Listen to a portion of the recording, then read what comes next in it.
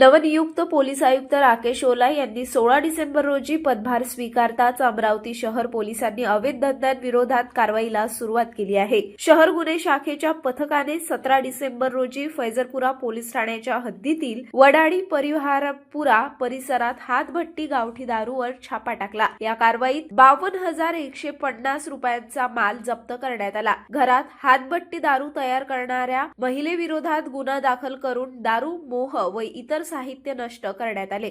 दुसरीकडे राजापेठ पोलीस ठाण्याच्या हद्दीत देशी दारू वाहतूक करणाऱ्या एका तरुणाला पोलिसांनी ताब्यात घेतले। विजय सुनील चोरगडे, वय वर्ष 25, राहणारा जनता कॉलनी, याच्याकडून देशी दारू व दुचाकी असा एकूण 93,440 रुपयांचा मुद्देमाल जप्त करण्यात आला। या दोन्ही कारवाया शहर गुन्हे शाखा पोलिसांनी केल्या असून नवीन पोलीस आयुक्तांच्या आगमनानंतर कारवाई सत्र अधिक तीव्र होणार असल्याचे संकेत मिळत आहेत। या कारवाईनंतरही अमरावती शहरातील काही भागात अजूनही खुलेआम गावठी दारू विक्री सुरू असल्याच्या तक्रारी आहेत। त्यामुळे नवनियुक्त पोलीस आयुक्त राकेश ओलाय यांच्याकडून आणखी व्यापक आणि सातत्यपूर्ण धडक कारवाई होणार का, याकडे शहरवासियांचे लक्ष लागले आहे।